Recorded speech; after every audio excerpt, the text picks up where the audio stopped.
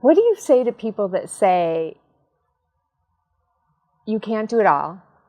You can't have a job and start something. You can't be a single mom and be a good mom and start something and have a job. What do you say to them? I wonder if they're a business owner. I wonder if they've even tried it, because it is so possible. You know, and I think that's a big deterrent for a lot of young mothers who want to start a business. I think they get caught up, and they probably hear the things I've heard. I've heard this 1,000,001 times in the last few years, that it has to be one or the other gets 100%. Either you're going to be 100% of your job or you're going to be 100% of your business. And that actually deterred me, because I'm like, I'm not 100% of my business, then this won't work. It's not true. You have to balance. You have to balance. When you're starting out, there's really not 100% that you could put into it. You've done your best. Now you have to sell it on whoever you're trying to sell it on, or who you want to try your product, or who you want to trust your product. So you're not, you do have time to work. And if you're just starting a business, you're going to need to work to pay for product. Okay, so what I hear you saying is, if you're not Richard Branson, yes, and you don't have more money than month forever, you might be able to consider job and starting. Yes. And even job and starting and being a single mom. Yes. I've done it.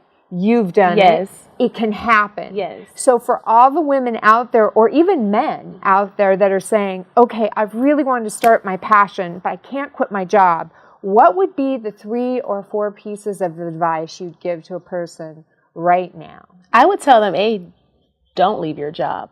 Don't leave your job. Don't leave your Candy, job. at Natural, you're hearing don't leave your job, regardless of what everyone else has said. Yes, okay, what don't else leave would your you job. say? And you can do both, So don't leave your job, because you need that money. You're going to need some kind of a startup, unless you're rich. But that's why we're entrepreneurs, because we're starting out. We're startups.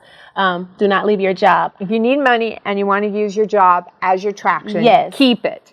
Balance. 2, what do you say next? Balance. Balance. What is balance? Balance is so now that you're not going to leave your job and you're starting a business, learn to balance. You know for sure that you have to be at this job. Learn that you're never going to be in balance. Is what I see your hands doing, right? Yes. So you're counterbalancing. Yeah. What do you call it?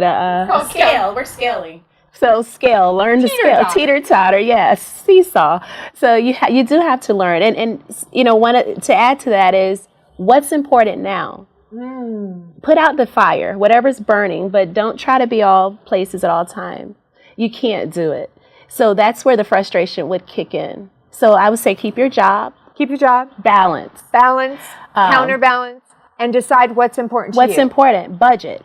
And I mean budget monetarily, and budget your time. It's huge. Learn to budget. That's huge. Money and time. Those 2 are very, very important.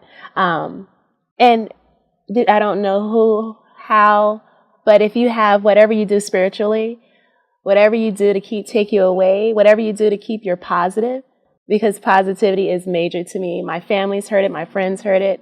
I stay away from negativity as much as possible. So positivity is going to be huge. Whatever your spiritual background is, find it. If it's to go in the closet and close the door for an hour, if that's your thing, and just talk to yourself. Yeah, what's that movie, The War Room? Yes. Find your war room. Find your room. It might be a fishing hole. It could.